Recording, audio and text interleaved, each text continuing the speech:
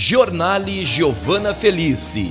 Oferecimento: Complexo Hospitalar Astrogildo de Azevedo, Companhia dos Bichos, Unimed Santa Maria, Zana, Pampeiro Volkswagen, Rede Super e Multirural Agro Cerealista Ferigolo. Bloco Direito. Um convite. PRS Monitoramento, Sul Contábil Assessoria Empresarial e Shelly Mavi. O Bloco Direito de hoje recebe a distinta presença do advogado Dr. Rony Pilar Cavalli. Formado em Direito pela Universidade Federal de Santa Maria, a UFSM, mestre em Direito Público pela Universidade de Santa Cruz do Sul, a Unisc. Atuou como docente nas instituições Universidade Federal de Santa Maria, a UFSM, UBRA Santa Maria, Urcamp São Gabriel, URI Santiago e Antônio Meneghetti Faculdade. Possui 23 anos de carreira na advocacia. É sócio-diretor do escritório Pilar Cavalli Advocacia. Dr. Rony também integra a plataforma Time Holding Brasil, com sede no Rio de Janeiro. Um enorme prazer e uma honra muito grande contar com sua credibilidade aqui no Jornal. Dr. Rony Pilar Cavalli, seja muito bem-vindo. Muito obrigado, o prazer é nosso. Obrigada. Dr. Rony, você está desenvolvendo um trabalho que almeja desmistificar o planejamento sucessório, com a finalidade de extinguir a cobrança no momento do inventário. Um assunto de extremo interesse público que estamos trazendo aqui no programa. Vamos explicar para o grande público sobre sua atuação nesse sentido. Tudo bem. Bom, a verdade não é deixar de cobrar no inventário. O nosso objetivo é extinguir a cultura do inventário propriamente dito, né? Ou seja, o inventário ele é obsoleto e ele acaba comprometendo boa parte do patrimônio, ou seja, boa parte do patrimônio, hoje pelas normativas atuais, cerca de 20% do patrimônio vai ser consumido pelo procedimento do inventário entre custas, especialmente imposto, né, que é o grande vilão, né, o ITCMD, que hoje tem o teto no Brasil em torno de 8%, aqui no Rio Grande do Sul é 6%. Né? A maior parte dos estados já elevou para o máximo, que é 8%. E, além disso, taxas, emolumentos, e vai acabar consumindo 20% do patrimônio. Tá? E a gente está nesse projeto de transmissão de conhecimento, né? Orientando as famílias. Esse é o objetivo. Né? Nós, no Brasil, nós temos a cultura de ter patrimônio no CPF, né? Muito diferente do europeu e do norte-americano, que ele já nasce com essa cultura de não ter patrimônio no CPF. Né? E por quê? Qual é a razão? Se você tiver patrimônio no CPF, quem morre é o CPF. E é um problema, deixa problema para os herdeiros ter patrimônio no CPF, porque no momento em que os herdeiros herdam a partir da morte, a regularização necessariamente tem que ser feita por inventário e aí não tem como evitar a cobrança, né? Embora no sistema que nós estamos sugerindo, né, que é a constituição de uma pessoa jurídica com doação das cotas, né, o pessoal fala aí, né, já popularizou, né, a expressão holding familiar patrimonial, né, faz a doação das cotas aos filhos e isso evita a necessidade de o futuro procedimento de inventário, né? E se comparar o custo de um procedimento, de um planejamento sucessório via pessoa jurídica ou via hold, ele hoje chega assim em torno de 80% mais barato do que o procedimento de inventário custaria a caso a pessoa não faça o seu planejamento sucessório. É muita diferença, não é, doutor? E é um assunto delicado, extremamente relevante, né, devido aos aspectos envolvidos, né, que necessita elucidação, porque a maioria das pessoas, como você falou, desconhece o quanto é oneroso inventariar um bem. Né? Na verdade, existe uma estimativa no Brasil que as pessoas na faixa de 75 anos de idade, em 70, 80 anos, eles não passaram, a grande maioria não passou por procedimento inventário porque não receberam o patrimônio dos seus pais. Já as pessoas, na verdade, mais novas vão receber desse patrimônio construído por essas pessoas. Então, a maior parte não tem experiência do quanto dói. O procedimento inventário, além de caro, ele é problemático, não é incomum acontecer litígio entre herdeiros no procedimento inventário. Então, o planejamento sucessório bem feito, além de alcançar economicidade, né, ou seja, ser mais barato, né, não consumir patrimônio, não dilapidar o patrimônio, né, a gente costuma dizer que se não fizer planejamento sucessório, o filho provavelmente pode mudar de classe social, porque vai dilapidar ou consumir boa parte do patrimônio. E nós estamos falando então de 20% de consumir, se porventura o patrimônio estiver organizado, não tiver nenhum problema. Sim. Né? Se, por exemplo, tiver que vender um bem em inventário para pagar a conta, o mercado já não paga o valor que vale. Vai pagar com deságio e vai mais um prejuízo. Implica em maiores perdas. E se tiver que vender o bem, normalmente vai ter que pagar ainda imposto de renda de ganho de capital, porque normalmente o patriarca lá, o registro, o valor do bem está defasado, né? Lá lançou na declaração de imposto de renda o valor que ele comprou, né, e experimentou uma valorização, e essa valorização, em cima da valorização, vai incidir imposto de renda de capital de 15%. Então, sim, tudo é um prejuízo. Então, nossa recomendação, e é por isso que a gente está trabalhando, eu tenho escrito em jornais, escrito em revista, gravado vídeo, né, e procurar justamente com o objetivo de transmitir esse conhecimento às famílias para que as famílias se preparem. Se preparem. Né? Acabe-se com a cultura naturalmente. Nós temos que falar sobre a morte, porque a morte é algo absolutamente certo. É importante essas suas colocações, porque a pessoa que vai deixar os seus bens também não realiza esse planejamento sucessório em vida, justamente por essa questão, exatamente porque na sua cultura, né, a fragilidade da vida e a tênue linha, né, que nos separa da morte, ainda são assuntos tabu, né, são difíceis de serem tratados. Não é verdade? Mas a gente vem dizendo, né, que aquele pai que pensa, né, ou pais que pensam no planejamento sucessório, é mais um gesto de amor dos tantos que ele fez pelo filho. São os pais que desejam transcender a morte e continuar protegendo os seus filhos, mesmo quando eles não estão aqui nesse plano, pelo menos no aspecto patrimonial. Né? E eles construíram o patrimônio com afinco, com o suor do rosto, né? Não é justo que esse patrimônio, boa parte, seja consumido especialmente por imposto. Né? E esse imposto, que no Brasil é 8%, existe já proposta de alteração da resolução número 9 de 1992, que é uma resolução do Senado, a competência disso do Senado Federal, né? De alteração, de elevação. Porque se nós compararmos o nosso ITCMD, o Imposto sobre Herança, que incide sobre herança, no Brasil, mesmo que seja os 8%, ele é extremamente barato se comparar com o resto do mundo. Na Europa e nos Estados Unidos ele é muito maior. A França é 60%, o Japão, né, na Ásia é 55%, a Alemanha e Suíça é 50%, a Inglaterra e os Estados Unidos é 40%. Tá? As propostas que existem, que estão tramitando no Senado, visa um projeto visa para levar para 16%, o teto, né? Sim. E outro que é do CONFAS, né?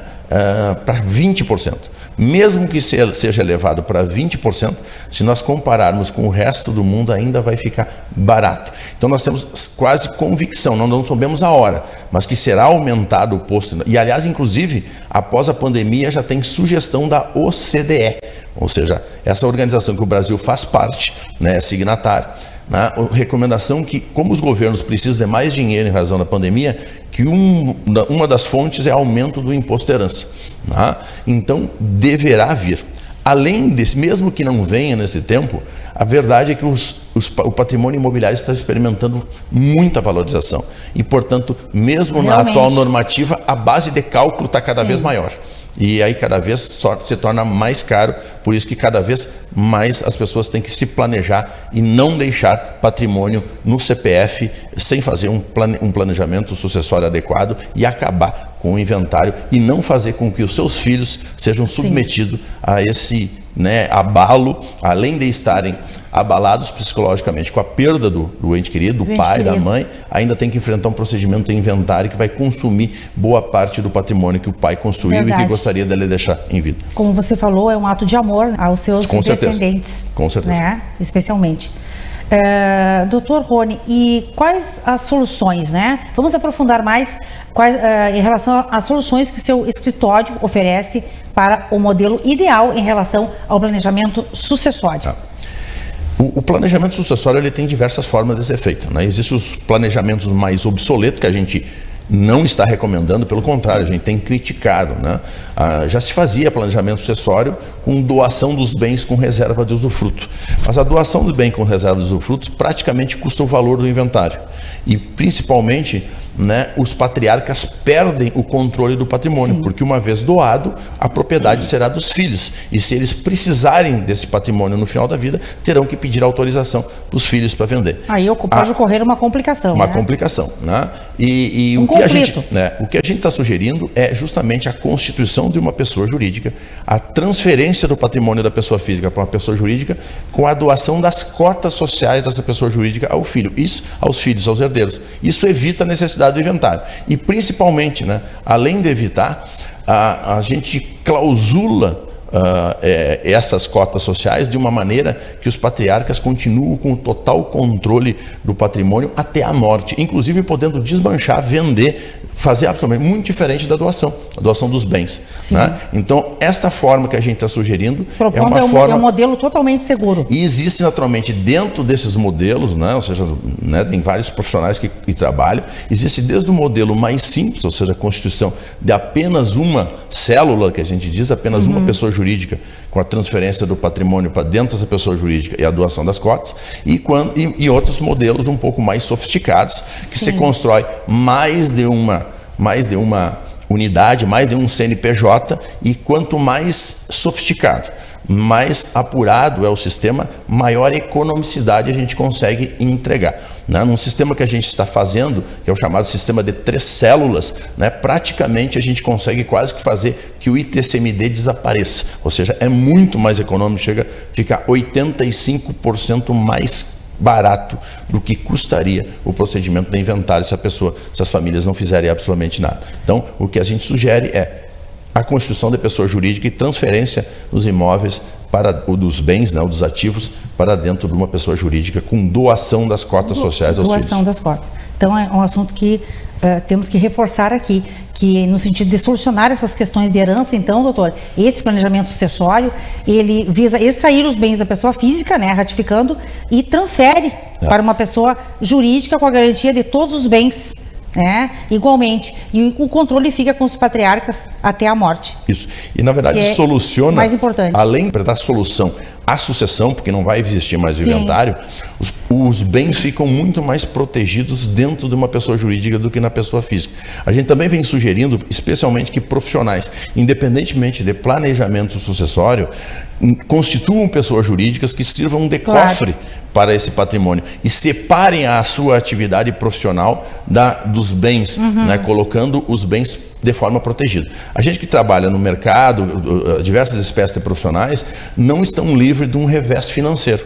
E se eu tiver o meu patrimônio dentro ou no meu CPF e eu opero no meu CPF, esse patrimônio está em risco. Né? O que a gente tem sugerido, além do planejamento sucessório, é que profissionais, né, separem em CPF ou CNPJs diferentes o patrimônio da sua atividade profissional, restando também protegido contra revés financeiro. Claro. Então, o primeiro é evitar o problema do inventário, que tem um custo elevadíssimo, né? E ainda mantém comprometida a pessoa física. E esse seu envolvimento com a plataforma Time Holding Brasil, né? Você efetivamente realiza um trabalho de forma coletiva nesse sentido, nessa direção. A Time Holding Brasil, né, são especialistas, né, ela é capitaneada pelo Dr. Márcio Carvalho de Sá. Apesar do escritório dele ser sede no Rio de Janeiro, né, a partir dali ele comandava, hoje ele mora nos Estados Unidos, ele opera a partir dos Estados Unidos, embora o escritório dele continue operando no Rio de Janeiro. Tá? Então nós somos vários profissionais. Essa plataforma, ela acaba servindo, né, porque cada planejamento tem as suas particularidades e cada vez acontece. E essas particularidades são submetidas a vários profissionais na plataforma com o objetivo de construir o melhor planejamento, contando com vários profissionais especializados. Ou seja, quando se contrata, né, lá nós, a Pilar Carvalho Advogado, você não está contratando apenas o Rony, né, que é evidentemente o profissional que a pessoa vai ter a confiança, vai ter o contato, a responsabilidade é nossa, mas as suas questões serão tratadas e trabalhadas, principalmente aquelas que têm maiores especificidades, tratada pelo time Holding Brasil. O time Holding Brasil é o que está justamente fazendo esse grande movimento para que isso seja popularizado, né? Porque os grandes milionários brasileiros já fazem há muito tempo. Né? Ou seja, só que as pessoas usam dessa prática. Já usam há muito tempo, evitam, né? A gente costuma sempre citar, o Roberto Marinho deixou uma fortuna pessoal em torno de 30 bilhões, né? O ITCMD do Roberto Marinho, se tivesse feito inventário, custaria em torno de 2,4 bilhões, né? Pergunto se o Rio de Janeiro viu algum centavo desse dinheiro. Evidentemente que não, porque a família Marinho tinha holding e não foi feito inventário, né? Assim vários. E agora, né, fora os milionários, né, que antes as pessoas, quem é que tinha acesso? As pessoas tinham condições de contratar grandes bancas de advocacia, né, a muito custo. O trabalho do time Holding Brasil é popularizar. A gente tem levado esse assunto, né? Eu também tenho, além de artigos, jornais, revistas, eu tenho um programa toda segunda-feira de manhã na rádio, na minha cidade, onde eu sou natural, né, em São Francisco de Assis, que eu falo sobre planejamento sucessório, né? Sempre com o objetivo pedagógico, com o objetivo de transmissão de conhecimento, né? Recomendando que as pessoas contratem um profissional especializado da confiança delas. Né? Ou seja, isso é um trabalho e o advogado, né, assim como o médico, é um profissional que exige extrema confiança. Né? E no caso do planejamento sucessório, como a necessidade para empregar ou para fazer um bom planejamento sucessório, a necessidade de conhecimento de um pool de disciplinas do direito, né, a gente já diz, não tem como fazer planejamento sucessório através de um profissional generalista. Ele precisa ser um especializado. Assim como o advogado precisa contar com um bom contador ao seu lado, porque exige, né? O contador ele também é competente para constituir, isso não é privativo de advogado, né? Agora, evidentemente que um contador que trabalhe com planejamento sucessório não pode prescindir de um advogado que conheça a matéria para lhe auxiliar. Perfeito. E existe um limite do valor da herança dos bens para realizar esse planejamento sucessório? Isso é uma questão bastante importante. As pessoas, num primeiro momento, ficam se perguntando, mas isso não é para mim, isso são para pessoas abastadas, pessoas ricas. E absolutamente não. Né? A gente costuma citar aquelas famílias que têm o seu único bem, né? Que ali tem toda a história da família. Né? E que não desejam que ele seja vendido, que ele seja... Agora, se porventura eu não fizer um planejamento sucessório envolvendo esse bem, necessariamente para ir para o nome do herdeiro ou do herdeiro que quer preservar esse bem, ele vai ter que vender se ele não dispuser de liquidez suficiente para pagar os custos do processo de inventário. Correto. Então, qualquer pessoa que tenha ativos que porventura, na sua falta, no seu falecimento, irão para os herdeiros, né? E se ele não fizer um planejamento, será necessário um procedimento de inventário, pode fazer o planejamento sucessório da forma como nós estamos sugerindo. Não tem limite, não significa que é uma pessoa... E esse planejamento tem tempo para ser feito? Também não? Não tem, ou seja, a gente tem dito que, primeiro, nos ambientes que a gente tem falado, a gente tem recomendado, inclusive, que os jovens profissionais, as jovens pessoas que estão iniciando a sua vida profissional e iniciando constituir patrimônio, já façam isso dentro de uma pessoa jurídica e não uma pessoa física, para trocar essa cultura, né? Quanto à questão de aquelas pessoas um pouco já mais de idade avançada, que já estão pensando na sua sucessão, né? Nós temos que lembrar, mesmo que não seja uma idade avançada, pensar em fazer esse planejamento. Né? Nós acabamos e nem saímos direito ainda numa pandemia, né? A hora da morte ninguém sabe, e esse planejamento sucessório, da forma como nós estamos sugerindo, somente é possível fazer em vida. Não tem como fazer na morte. Se falecer e tiver patrimônio na pessoa física, sem ter feito a doação desse patrimônio, não ter transferido para os herdeiros, obrigatoriamente terá que passar por inventário, porque no exato momento da morte da pessoa, o patrimônio se transfere para os herdeiros. O inventário e a regularização desse patrimônio é meramente regularização burocrática, porque no exato momento da morte, o patrimônio se transferiu. E aí já nasceu, inclusive, o fato gerador do imposto do ITCMD, com a morte. Então, não existe uma idade. Quanto antes se pensar, melhor. Quanto antes amadurecer a ideia com a família, porque isso precisa ser conversado com a família. Muito diálogo. Muito diálogo esclarecido, e isso não se faz um planejamento sucessório, não se senta, não se vai no escritório da advocacia ou no contador e se faz no mesmo dia. Né? Isso demanda várias conversas, né? A gente também tem ido, né? Eu tenho uma parte que eu tenho gostado muito, é que principalmente patrimônio, planejamento sucessório, que envolve propriedades rurais, você acaba indo na fazenda, né? Porque você tem que conhecer a propriedade, como é que ela está, né? Enfim, e isso acaba conhecendo a história das pessoas, a história da família, a história do patrimônio, a história, né? As pessoas gostam muito, né? de contar, porque realmente como que foi construído aquele patrimônio, né? E isso acaba inclusive envolvendo. Mas o que isso quer dizer é que esse planejamento, um planejamento sucessório, não se faz de uma hora para outra. Demanda várias reuniões, o amadurecimento da ideia, né? E a gente tem procurado fazer esse trabalho justamente para provocar as pessoas para que elas efetivamente pensem, né? Mas alguns pais dizem: eu já construí o patrimônio, agora os meus filhos depois se viram, né? Porque eles vão usar. Ora, mas a gente nunca cansa de querer cada vez mais deixar os nossos filhos melhor, né? A gente acaba trabalhando, e a grande felicidade de quem é pai é ver os seus filhos protegidos, felizes, quanto mais melhor. Então, se eu construir um patrimônio com o suor do meu rosto e quero deixar esse patrimônio inteiro para os meus filhos, nada melhor do que pensar em vida e fazer um bom planejamento sucessório. Perfeito, doutor. E de acordo com suas informações, a Constituição da pessoa jurídica para depósito de patrimônio não se restringe para este fim, o que é o planejamento sucessório. Você comentou dos profissionais liberais. Não, na verdade, inclusive, hoje médicos, dentistas estão usando muito, né? Já estão, aqueles que têm orientação, né? Para separar a atividade econômica do patrimônio, né? Holding médica, holding odontológica, né? Com o objetivo de separar a atividade econômica da atividade do seu patrimônio. Patrimônio. Então, ela serve, além de fazer um planejamento sucessório, a transferência de patrimônio ou adquirir patrimônio dentro de uma pessoa jurídica, serve porque ele tem por finalidade também proteger melhor esse patrimônio. Claro. Né? Servir de blindagem, né? Não se trata de blindagem para transferir para evitar de cobrança de dívida. Eu não posso, se a dívida já existe e eu transferir para dentro de uma pessoa jurídica com o objetivo de não pagar essa dívida, isso é fraude a credores, é fraude à execução, não vai funcionar. Não existe essa blindagem total. Agora, se eu construir o patrimônio, se eu estiver dentro de uma pessoa jurídica, antes de houver qualquer revés financeiro e estiver bem organizado, né, a gente costuma, inclusive, citar, se eu não me engano, da Queiroz Galvão, que no meio do furacão da Lava Jato comprou um apartamento no prédio mais caro de Nova York. E absolutamente correto, sem causar qualquer problema nenhum, porque as questões que estavam respondendo na Lava Jato estavam em pessoa jurídica diversa. Sim. Né? Portanto, não tem problema nenhum.